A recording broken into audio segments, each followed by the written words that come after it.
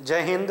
मैं पुरुषोत्तम कुमार आप सभी के अपने YouTube चैनल यूथ सफलता एक्सप्रेस पर सभी लोगों का स्वागत करता हूं। आइए आज हम लोग मैथ रीजनिंग का सेट नंबर 11 है ना, सेट नंबर 11 पर विचार करेंगे। आइए देखिए क्वेश्चन नंबर पहला क्या कहता है। देखिए पहला क्वेश्चन क्या कहता है।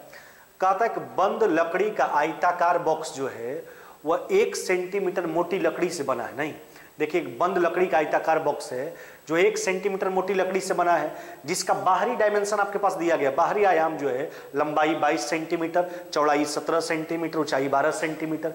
अब कहता है इसे सीमेंट से पूरी तरह से भरा जाता है। बॉक्स में सीमेंट का मात्रा, अच्छा सोचिए, तो सीमेंट तो उसके भीतर रखा जाएगा ना, तो उसके भीतर का जितना आयतन होगा समझिए उतना सीमेंट रखा जाएगा, वो भी सीमेंट का आयतन होगा। तो उसका भीतरी जो है डायमेंशन आप निकालिए।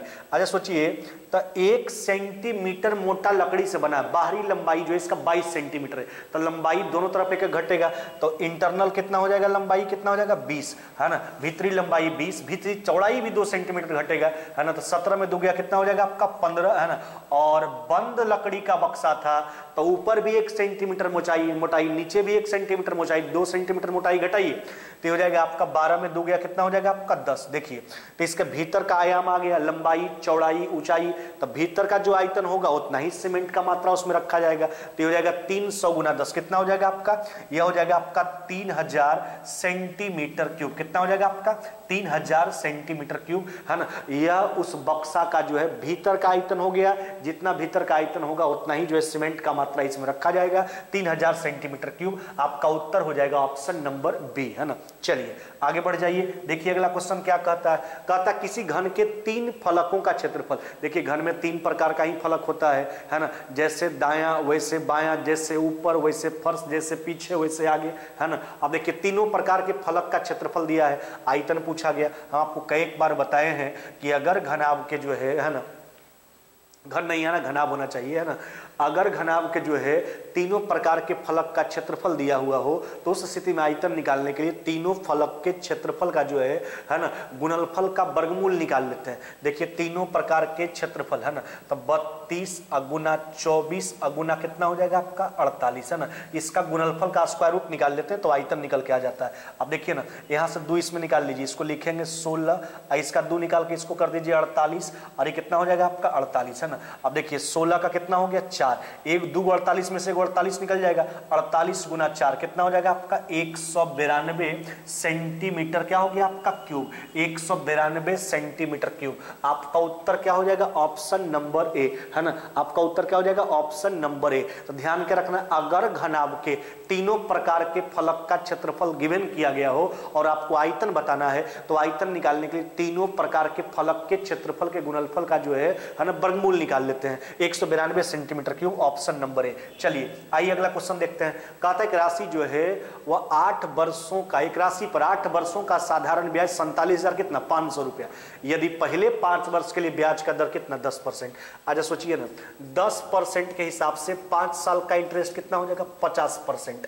अब अगले 3 साल का रेट है 15, तो हो जाएगा 15 गुना कितना 3। अच्छा तब पूरा जोड़ लीजिए ना, तब 50 और 45 कितना हो जाएगा आपका 95। तब पूरे ब्याज का प्रतिशत कितना हो गया 95। अच्छा तब पूरे ब्याज का राशि 8 साल का कितना 47,000 कितना 500। देखिए पूरे ब्याज का राशि जो है वह 47,500 है और वह ब्याज का प्रतिशत कितना हो गया आपका 95। तो 95% बराबर 47,500। 1% का मान हमने निकाल लिया। प्रिंसिपल पूछा, राशि पूछा गया, यानी 100% का जो है सकी मान बता देना। देखिए इसको काट लीजिए, कट जाएगा 500 बार में, 500 गुना 100 कितना हो जाएगा आपका 50,000 रुपया। कितना हो जाएगा आपका 50,000 रुपया। आपका उत्तर जो हो जाएगा वो हो जाएगा आपका ऑप्शन नंबर ए। राशि का मान पूछा नहीं, प्रिंसिपल पूछा गया था, प्रिंसिपल हो जाएगा आपका 50,000। चलिए आइए अगला क्वेश्चन देख लेते हैं। कहता है बैठक की समाप्ति पर उपस्थित सभी 10 लोगों एक दूसरे से जो है हाथ मिलाते हैं, कुल मिलाकर कितनी बार एक दूसरे से हाथ मिलाएंगे। अच्छा एक बार सोचिए, टोटल व्यक्ति का संख्या कितना है 10। अच्छा हाथ कब मिलेगा, जब 2 व्यक्ति आपस में एक बार मिलेगा, तो 2 व्यक्ति एक साथ मिलेगा तो एक बार हाथ मिलेगा। तो कहने का मतलब है कि 10 व्यक्ति में कितना तरीका से 2 व्यक्ति को हम चूज कर सकते हैं, कॉम्बिनेशन का यूज करेंगे, तो 10 कॉम्बिनेशन 2। अच्छा सोचिए NCR बराबर क्या होता है, n कॉम्बिनेशन r बराबर फैक्टोरियल n बट्टा factorial r into factorial n minus में आर, है ना। चलिए हल कर लीजिए इसको, तो इसको हल कीजिएगा तो हो जाएगा फैक्टोरियल 10, है ना। अब बट्टा फैक्टोरियल 2, और 10 में से 2 गया कितना हो जाएगा आपका 8। चलिए हल करते हैं इसको, है ना। यह हो गया आपका फैक्टोरियल 8। अब इसको हल कीजिए तो इसको तोड़ेंगे 10 गुना कितना 9, फैक्टोरियल 8, 8 नीचे ऊपर कट जाएगा। अब फैक्टोरियल 2 का मान हुआ 2, 2 से काट लीजिए 5 बार में कितना हो जाएगा आपका 45, यानी 45 बार हाथ मिलाया जाएगा टोटल। हमने क्या निकाला कि 10 व्यक्ति में 2 व्यक्ति को हम कितना तरीका से चूज कर सकते हैं, वह 45 आया। तो 2 व्यक्ति जितना तरीका से आपस में मिलेगा उतना बार हाथ जो है मिलाया जाने वाला प्रक्रिया होगा। आपका उत्तर हो जाएगा ऑप्शन नंबर डी। अब देखिए अगर इसको नहीं याद रखना है तो एक फॉर्मूला के तौर पर इसी से प्राप्त जो मान है, अगर हाथ मिलाने का बात करें, गला मिलाने का बात करें, है ना, तो वहां पर संख्या होता है n इंटू एन माइनस में 1/2। इसके माध्यम से आप निकाल सकते हैं। अब यही चीज आ जाएगा, देखिए n का मतलब 10, 10 में से गया कितना 9 और बट्टा कितना 2, आपका उत्तर कितना हो जाएगा 45। ऐसे भी प्रश्न को बना सकते हैं। अगर हाथ मिलाने वाले का संख्या पूछे, गला मिलाने का बात किया जाए वहां संख्या पूछे, तो आप इस फॉर्मूला का यूज कर सकते हैं n इंटू एन माइनस में 1/2, है ना। नहीं तो प्रोसेस भी बना सकते हैं आप। चलिए आपका उत्तर हो जाएगा ऑप्शन नंबर डी। आगे बढ़ जाइए, अगला क्वेश्चन देखिए क्या कहता है। एक विक्रेता 7 रुपया में 21 के हिसाब से जो है सेब खरीदता है और 2 रुपया में 5 के हिसाब से बेच देता है। अरे भाई एक का क्रयमूल्य निकाल लो ना, एक का क्रयमूल्य हो जाएगा 7 बट्टा कितना 21 और 2 में 5 के हिसाब से बेचा, एक का भी क्रयमूल्य कितना 2 बट्टा कितना 5। अब देखिए ना, तब 35 यूनिट क्रयमूल्य हो गया, 42 यूनिट आपका क्या हो गया विक्रयमूल्य। यहाँ पर लाभ देख लीजिए ना, लाभ कितना यूनिट का हुआ 7 यूनिट का, कहां से हुआ 35 से, है ना। तो 7 जो है 35 का कितना परसेंट है, चलिए 5 से कट गया आपका 20 बार में, यानी यहां पर प्रॉफिट जो हो जाएगा कितना हो जाएगा आपका 20% का प्रॉफिट होगा, 20% का, है ना। आपका उत्तर हो जाएगा ऑप्शन नंबर बी, है ना, ऑप्शन नंबर बी। चलिए आइए आगे बढ़ जाइए, देखिए अगला क्वेश्चन क्या कहता है। यदि एक त्रिभुज की भुजाओं की लंबाई 4:5 कितना है 6 और उस त्रिभुज के अंतःवृत्त का त्रिज्या 3 है, तो सबसे बड़ी भुजा को आधार मानकर उस त्रिभुज का ऊंचाई कितना होगा। अच्छा एक बात सोचिए, हम आपको बताए हैं कि अगर अंतःवृत्त का त्रिज्या दिया गया है तो त्रिभुज का क्षेत्रफल हम कैसे निकालते हैं, आर इंटू एस के माध्यम से, नहीं है ना। जब अंतःवृत्त के त्रिज्या में सेमी पैरामीटर से गुना कर लेते हैं तो हमको एरिया मालूम हो जाता है त्रिभुज का। अब देखिए ना, तो हमको अंतःवृत्त का त्रिज्या दिया गया, नहीं अंतःवृत्त का त्रिज्या कितना दिया गया, अंतःवृत्त का त्रिज्या कितना दिया गया 3, है ना। अब सेमी पैरामीटर परिमाप इसके बाहरी सभी भुजाओं का लंबाई देखिए, तब 5 4 9 6 15 यूनिट, है ना। तब 15 यूनिट तो परिमाप हो गया, आधा कर लीजिए सेमी पैरामीटर निकल के आ गया। एक बार हम त्रिभुज का क्षेत्रफल निकाल लिए आर इंटू एस के माध्यम से। अब कहता है एक बार बड़ी भुजा को आधार मानकर, है ना। अब देखिए एक बार त्रिभुज का क्षेत्रफल निकालते हैं बड़ा भुजा को बेस मानते हुए, 1/2 बड़ा भुजा इसमें 6 यूनिट है, इसका ऊंचाई हम मान लेते हैं कितना एच। देखिए दोनों स्थिति में हमने क्षेत्रफल निकाला, एक बार आर इंटू एस के माध्यम से, एक बार बड़ा भुजा को आधार मानते हुए 1/2 गुने आधार गुने ऊंचाई। अब देखिए 2 से 2 काट लीजिए, अब देखिए 3 से कट गया आपका 2 बार में, अब 15 को काट लीजिए 2 से 7.5 बार में कट जाएगा। यही एच का मान आपसे पूछा गया था, तो बड़ा भुजा को आधार मानते हुए उसका ऊंचाई पूछा गया था। एच बराबर कितना हो जाएगा आपका 7.5 सेंटीमीटर, कितना हो जाएगा आपका 7.5 सेंटीमीटर। आपका उत्तर क्या हो जाएगा ऑप्शन नंबर सी, है ना, ऑप्शन नंबर सी। चलिए आगे बढ़ जाइए, देखिए अगला क्वेश्चन कहता 25 पर पावर 10 गुना 24 पर पावर 20 गुना 26 पर पावर 25 में अभाज्य गुणनखंडों का संख्या। हम आपको बताए हैं ऐसा प्रश्न, देखिए अगर पावर वाला संख्या में अभाज्य गुणनखंड निकालना होता है तो उसके बेस के अभाज्य खंडों की संख्या गुना पावर करते हैं, लेकिन अगर प्रश्न गुना के रूप में तब प्रत्येक संख्या का अलग निकाल कर जो है जोड़ा जाता है ना। 25 पर पावर 10 का अलग निकालेंगे, 24 पर पावर 20 का अलग निकालेंगे और 26 पर पावर 25 का अलग निकालेंगे, सबको जोड़ेंगे। गुना वाला में जोड़ा जाता है, भाग वाला में घटाते हैं, अंश वाला हर वाला घटाते हैं। चलिए सबको तोड़ लीजिए, प्राइम फैक्टराइजेशन कीजिए पहले इसका, है ना, अभाज्य संख्या के रूप में। 25 को क्या तोड़िएगा 5 और 5 के रूप में, है ना।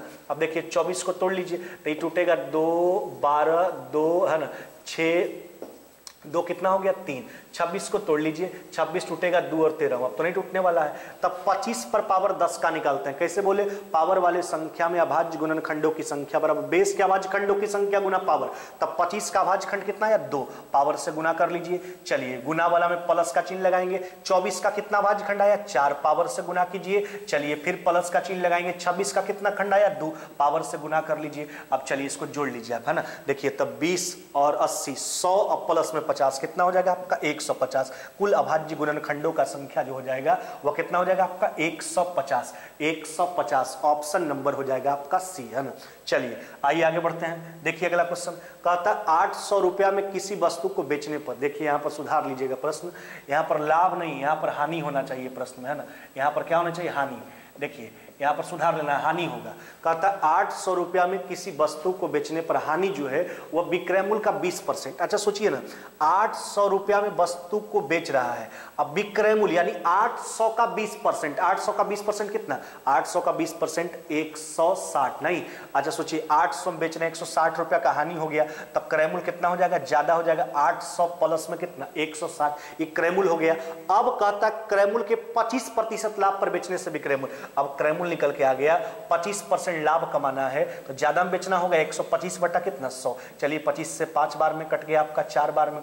अब देखिए ये कितना हो जाएगा आपका 960, तो हो जाएगा कट जाएगा 240 बार में, 240 गुना 5 कितना हो जाएगा आपका 1200 रुपया, यानी 25% लाभ पर विक्रय मूल्य जो होगा वह कितना हो जाएगा आपका 1200 रुपया। आपका उत्तर जो हो जाएगा वो क्या हो जाएगा आपका ऑप्शन नंबर डी। हमने क्या बोला, वहां पर लाभ नहीं हानि होना चाहिए। विक्रय मूल्य का 20%, विक्रय मूल्य 100 था, 800 था, 800 का 20% 160, हानि होता है तो क्रय मूल्य जोड़ के निकाल लिए। अब 25% का लाभ चाहिए, लाभ कमाने के लिए ज्यादा में बेचना होगा भाई 1200 रुपया। चलिए आइए अगला क्वेश्चन देखते हैं। देखिए अगला क्वेश्चन क्या कहता है, साधारण ब्याज की एक निश्चित दर पर 800 रुपया 3 वर्षों में 956 रुपया हो जाता है। हो जाने का मतलब बात किसका, मिश्रधन का। यहां रेट निकाल लीजिए, 800 रुपया 956 होता है, यानी ब्याज कितना हो रहा है 156 नहीं, ब्याज 156, 800 रुपया का 3 साल में। चलिए अब इसको हल कर लीजिए, 8 से काट, सॉरी 3 से काट लीजिए ना, 3 से कट जाएगा 5 52, है ना।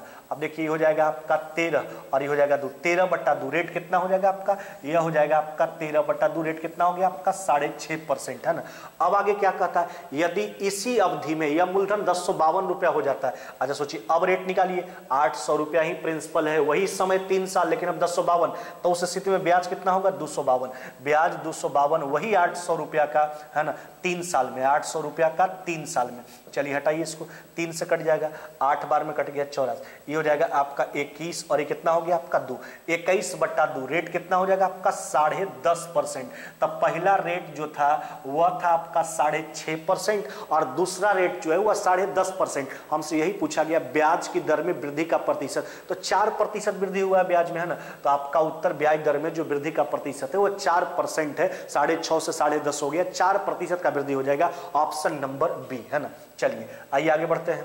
कहता ए बी और सी की दक्ष कार्य क्षमताओं का अनुपात जो है वह 7:5 कितना है 4। देखिए इफिशियंसी दिया है तीनों का, इफिशियंसी जो होता है किसी व्यक्ति के द्वारा एक दिन में किया गया कार्य होता है। अब कहता तीनों मिलकर काम को 35 दिन में, तीनों का एक दिन का काम 7 5 12 4 कितना हो गया आपका 16, 35 दिन में कंप्लीट करता है, पूरा काम हो गया आपका। अब देखिए क्या कहता है, कहता ए और बी ने मिलकर 28 दिन तक एक साथ कार्य किया। अच्छा ए और बी के एक दिन का काम कितना हो गया 12, 28 दिन काम करवा लीजिए, तब पूरा काम में 28 दिन का काम घटा लिए, बचा शेष काम। कहता शेष काम को सी कितना समय में करेगा, तो शेष काम बचा सी के एक दिन के काम से जो है भाग लगा दीजिए, सी के एक दिन का काम हो गया 4। चलिए 4 से 4 बार में काट लीजिए, 4 से 3 बार में, देखिए ना, तो 140 में से 84 घटा लीजिए, तो आपका कितना हो जाएगा, ये हो जाएगा आपका 56 डेज, है ना। कितना दिन में समाप्त करेगा सी शेष काम को 56 डेज में, है ना, 56 दिनों में समाप्त कर लेगा। आपका उत्तर क्या हो जाएगा ऑप्शन नंबर डी, है ना, ऑप्शन नंबर डी।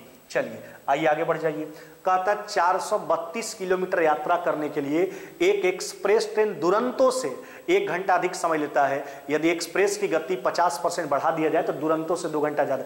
देखिए समझिए बात को, पहले इस प्रश्न को बनाने के लिए होशियारी से काम करना, किसका चाल लेके चलना, किसका समय लेके चलना, इसको समझना। देखिए बार बार गति का चर्चा एक्सप्रेस का, लेकिन समय जो रिलेट कर रहा है उसका वह दुरंतो से। तो एक्सप्रेस वाला का गति हम मान लेते हैं, देखिए एक्सप्रेस वाला का गति हम मान लेते हैं x किलोमीटर प्रति घंटा, जबकि दुरंतो का समय का चर्चा किया गया, इसका समय हम मान लेते हैं t घंटा। अब देखिए क्या कहता है, एक्सप्रेस ट्रेन दुरंतो से घंटा ज्यादा। देखिए बात समझिए, एक्सप्रेस ट्रेन का गति x दुरंतो से घंटा ज्यादा, यानी t प्लस में कितना 1। अब क्या कहता है, अगर एक्सप्रेस ट्रेन की गति 50% यानी 50% बढ़ाने का मतलब 3x/2 हो गया, तो कहता दुरंतो से जो है 2 घंटा क्या लेता, कम लेता है। नहीं, अब देखिए दोनों स्थिति में हमने दूरी निकाल लिया। अब यहाँ से चलिए इसको हल कीजिए, काट के हटाइए इसको, ये हो जाएगा आपका 2t प्लस में 2 नहीं बराबर में 3t है ना, माइनस में कितना हो जाएगा आपका 6। अब देखिए ना उधर भेजिएगा तो t बराबर कितना हो जाएगा आपका, तो t बराबर हो गया 8 घंटा। यह क्या निकल के ये आया दुरंतो का समय। अब देखिए दूरी तो दोनों के लिए बराबर था, 432 किलोमीटर दुरंतो का स्पीड पूछा। अब देखिए ना भाई, तो 432 किलोमीटर का डिस्टेंस है ना, 432 किलोमीटर का दोनों के लिए डिस्टेंस था, और उसको दुरंतो 8 घंटा में कंप्लीट करता है, तो कितना हो जाएगा 5/4 यानी 54 किलोमीटर प्रति घंटा। यही आपसे पूछा गया था कि दुरंतो का जो है स्पीड बताइए, तो दुरंतो का स्पीड जो हो जाएगा वह हो जाएगा 54 किलोमीटर पर आवर। आपका उत्तर हो जाएगा ऑप्शन नंबर बी, है ना, ऑप्शन नंबर बी। चलिए आइए आगे बढ़ जाइए। देखिए अगला क्वेश्चन क्या कहता है, कहता वह धनराशि कितना होगा जो 5% वार्षिक दर से दूसरे वर्ष में 420 रुपए चक्रवृद्धि ब्याज प्राप्त कर सके। देखिए केवल दूसरा साल का ब्याज 420 रुपया था, रेट तोड़ लीजिए ना भाई, अगर पहला साल रेट 5 है तो अगला साल 5 तो होगा, साथ में 5 का इंटरेस्ट भी जुट जाएगा, है ना, 5% के हिसाब से। तो ये हो गया दूसरा साल का ब्याज का प्रतिशत कितना हो गया 5.25%, और यह ब्याज का राशि कितना 420 रुपया ब्याज है, जो 5.25% का मान है। आपसे प्रिंसिपल पूछा 100% का मान निकाल, यहां से दशमलव हटाइए, ऊपर फिर 100 कर लीजिए। चलिए 25 से काट लीजिए 4 बार में, 25 दूना 50, 21 बार में कट गया। 21 से काट लीजिए, कट जाएगा आपका 20 बार में। आपका प्रिंसिपल निकल के कितना हो जाएगा 8000 रुपया, 8000 रुपये, यही पूछा गया था। आपका उत्तर हो जाएगा ऑप्शन नंबर सी। हमने रेट निकाला दूसरा साल का 5.25%, जो 420 के बराबर है, 100% का मान निकाल लिया गया, 8000 प्रिंसिपल हो जाएगा। चलिए आइए आगे बढ़ जाइए। देखिए क्या कहता है, एक वस्तु को क्रयमूल्य के 170%, देखिए वस्तु का क्रयमूल्य हम मान लेते हैं कितना 100, अच्छा 170% के लाभ पर इसको बेचता है, यानी कितना बेचता है 270 रुपया में। नहीं, अब देखिए क्रयमूल्य में 20% का बढ़ोतरी हुआ, सोचिए ना, क्रयमूल्य 20% बढ़ाइए 120। अब आगे क्या कहता है, विक्रयमूल्य वही रहता है, अब लाभ का प्रतिशत सोचिए, तब क्रयमूल्य 120 हो गया, विक्रयमूल्य वही 270 है। अब जो लाभ होगा 150 का होगा, कहां से हो रहा है 120 से, 150 120 का कितना परसेंट है। नहीं, चलिए 30 से 5 बार में, 30 से 4 बार में काट लीजिए, 4 से कट जाएगा 25 बार में। आपका उत्तर जो हो जाएगा 125% का प्रॉफिट हो जाएगा, 125% का लाभ हो जाएगा यहाँ पे, है ना। ऑप्शन नंबर क्या हो जाएगा आपका डी, है ना। यहाँ पर क्या कहता, विक्रयमूल्य वही है पहले वाला, क्रयमूल्य खाली 20% बढ़ा दिया, अब क्रयमूल्य 120, विक्रयमूल्य 270, 150 का प्रॉफिट हुआ 120 पर, यानी लाभ का प्रतिशत मान 125%, ऑप्शन नंबर डी। चलिए आइए अगला क्वेश्चन देख लेते हैं। एक आदमी 100 कॉपी 25% छूट पर तथा 50 कॉपी 10% की छूट पर खुदरा दुकानदार से लेता है। नहीं, तो उसका कुल छूट, अच्छा देखिए ना बात समझिए, डिस्काउंट तो हमेशा मार्केट प्राइस पर दिया जाता है। हम मान लेते हैं कि प्रत्येक कॉपी का मार्केट प्राइस 1 रुपया, हमने मान लिया कि प्रत्येक कॉपी का अंकित मूल्य 100 रुपया। सोचिए तो 100 कॉपी लीजिएगा तो 100 रुपया का हुआ, उसमें 25% का डिस्काउंट, तो 100 रुपया में 25 रुपया का डिस्काउंट, यानी 25 रुपया का डिस्काउंट मिला। आगे देखिए आगे का 50 कॉपी 50, फिर हमने प्रत्येक कॉपी का मार्केट प्राइस 1 रुपया माना, तो 50 कॉपी का 50 रुपया, उसमें 10%, 50 का 10% कितना 5, तो टोटल इतना का डिस्काउंट मिला, कितना पर 100 और 50, 150 पर, है ना। तो देखिए डिस्काउंट तो हमेशा मार्केट प्राइस पर ही दिया जाता है। 30 से कट जाएगा 5 बार में, 5 से काट लीजिए 20 बार में, यानी छूट का जो प्रतिशत हो जाएगा आपका वह कितना हो जाएगा आपका 20%। नहीं, कितना हो जाएगा आपका 20%। आपका उत्तर क्या हो जाएगा ऑप्शन नंबर ए, है ना, ऑप्शन नंबर ए, है ना। चलिए आइए आगे बढ़ जाते हैं। देखिए क्या कहता है, एक व्यक्ति 1 घंटा 20 मिनट में पानी की धारा के विपरीत दिशा में, है ना, 4 किलोमीटर, अच्छा धारा के विपरीत दिशा में जाता है, इससे क्या निकल के आ जाएगा अपस्ट्रीम, प्रतिकूल चाल, धारा के विपरीत वाला चाल। 4 किलोमीटर 1 घंटा 20 मिनट में, यानी 80 मिनट में। नहीं, इसको घंटा में कन्वर्ट करने के लिए 60 से भाग लगा दीजिए, 20 से कट जाएगा आपका 3 बार में, या कितना हो गया आपका 3 किलोमीटर पर आवर। ये अपस्ट्रीम निकल के आ गया। अब निकालेंगे डाउन स्ट्रीम। देखिए क्या कहता है, और केवल 24 मिनट में उसी स्थान पर वापस आ जाता है। अगर गया धारा के विपरीत तो लौटेगा धारा के साथ, वही 4 किलोमीटर, केवल 24 मिनट में। अब इसको घंटा में कन्वर्ट करने के लिए 60 से भाग दीजिए। चलिए 6 से कट गया आपका 10 बार में, यह कितना हो गया आपका 10 किलोमीटर पर आवर। नहीं, अब देखिए हमसे क्या कहता है, कहता स्थिर पानी में 13 किलोमीटर जाने के लिए कितना समय लगेगा। अब देखिए 13 किलोमीटर जाना स्थिर पानी में। अच्छा, स्थिर पानी में तो केवल व्यक्ति का चाल होगा, व्यक्ति का चाल मालूम नहीं है। अब हम डाउन स्ट्रीम अप स्ट्रीम निकाल चुके हैं, तो जब डाउन स्ट्रीम अप स्ट्रीम मालूम हो जाए तो व्यक्ति का चाल कैसे निकालेंगे, डाउन स्ट्रीम प्लस में अप स्ट्रीम बाई 2, तो 10 प्लस में 3 कितना हो जाएगा 13/2 है ना। 13 से 13 काट लीजिए, आपका समय कितना हो जाएगा 2 घंटा। 2 घंटा ऑप्शन नंबर क्या हो जाएगा आपका सी, ऑप्शन नंबर हो जाएगा आपका सी है ना। चलिए आइए आगे बढ़ जाइए। देखिए अगला क्वेश्चन क्या कहता है, यहां पर आपका वक्तव्य और कंक्लूजन दिया गया है, पढ़िए इसको।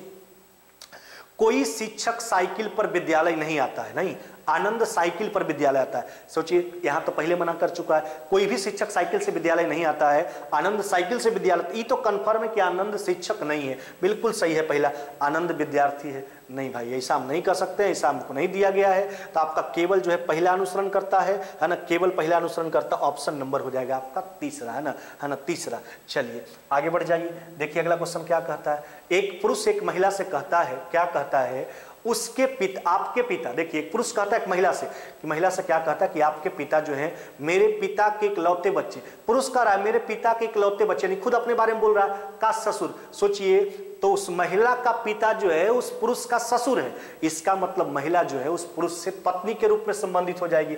ऑप्शन नंबर क्या हो जाएगा आपका तीसरा, पत्नी, पत्नी। चलिए आगे बढ़ जाइए। देखिए क्या कहता है, कहता 5 जनवरी 2011 को बृहस्पतिवार था, 1 जनवरी 2013 को पूछा है। पहले आप 1 जनवरी 2013 में चले जाइए, 1 जनवरी 2011 में नहीं, 1 जनवरी 2011 में हम चले जाएंगे।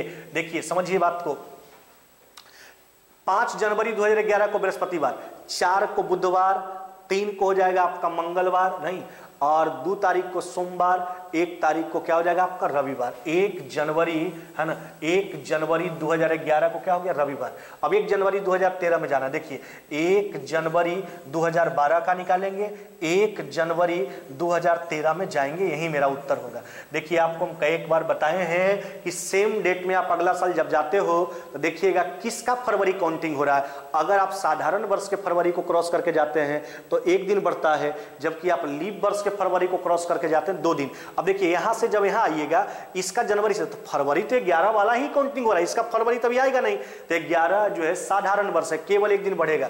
रविवार के बाद क्या हो जाएगा आपका सोमवार, या क्या हो गया आपका सोमवार है ना।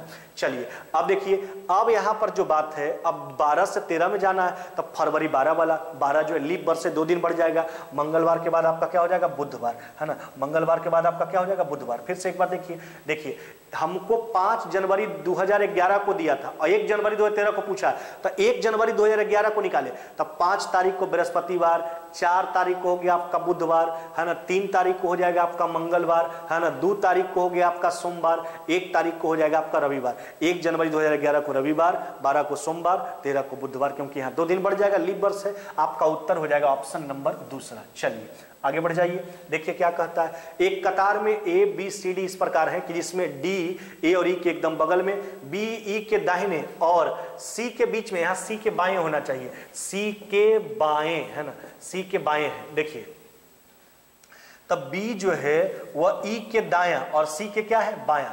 अब जिसमें एक बात तो ऊपर छोड़ा, डी ए और ई के बीच में है, एकदम बगल में, डी जो है ए और ई के एकदम बगल में। सोचिए तो डी को बीच में रखना पड़ेगा, डी जो है ए और ई के एकदम बगल में, दोनों के बगल में रखना था, हो गया अरेंजमेंट। सी के बाएं तरफ चौथा, पहला दूसरा तीसरा चौथा, सी के बाएं चौथा कौन हो जाएगा ए। आपका उत्तर हो जाएगा ऑप्शन नंबर दूसरा, ऑप्शन नंबर दूसरा है ना। चलिए आगे बढ़ जाइए। देखिए ओपन डाइस है, हम आपको बार बार बोलते हैं ओपन डाइस में एक्सटर्नल पार्ट एक दूसरे के अपोजिट होता है, इंटरनल अल्टरनेट अपोजिट होता है। तो यहाँ पर हम क्या देखेंगे कि ए के अपोजिट क्या होगा डी, एफ के अपोजिट क्या होगा बी, और ई के अपोजिट क्या होगा सी। जो अपोजिट होगा वह कभी भी मोड़ने के बाद निकटवर्ती फलक पर होना नहीं चाहिए। कहता है कि एक बॉक्स का रूप दिया जाता है, मोड़कर इसको, तो कौन सा आकृति बनेगा। देखिए पहला बनेगा, अगर एफ आया है तो बी नहीं आना चाहिए, आगे आप पहला नहीं बन पाएगा। दूसरा देखिए, अगर एफ आया तो बी नहीं आया, ठीक है, लेकिन ई आया है, देखिए ना एफ आया तो ई नहीं आना, एफ आया है आपका तो यहाँ पर बी नहीं आना चाहिए, नहीं आया, और ई आया है तो आपका सी नहीं आना चाहिए ना। अब देखिए ई आया है आपका है ना, तो ई यहाँ पे आया है आपका, तो सी नहीं आना चाहिए था, तो सी नहीं आया है, और डी आया तो दूसरा तो आपका बन रहा है। तीसरा देख लीजिए, अगर आपका ई आया है, ई आया तो ई आया तो सी नहीं आना चाहिए, सी आ गया, ए भी नहीं बनेगा, आपका यही वाला बनेगा, है ना। अब लास्ट वाला देख लीजिए, ए आया है तो डी भी आ गया, ए भी आपका नहीं बन पाएगा, आपका बनेगा तो ऑप्शन नंबर दूसरा। क्यों? क्योंकि अगर उसमें ए एफ आया तो बी नहीं आया, ई आया तो सी नहीं आया, डी आया तो ए नहीं आया, उसमें कोई भी जो है जो अपोजिट फलक है वो कभी निकटवर्ती फलक पर उसमें नहीं दिख रहा है, इसलिए आपका मोड़ने के बाद जो आकृति बनेगा ऑप्शन नंबर दूसरा बनेगा, है ना। आपका उत्तर हो जाएगा ऑप्शन नंबर दूसरा, है ना। आज के वीडियो में बस इतना ही, मिलते हैं आगे नेक्स्ट वीडियो में।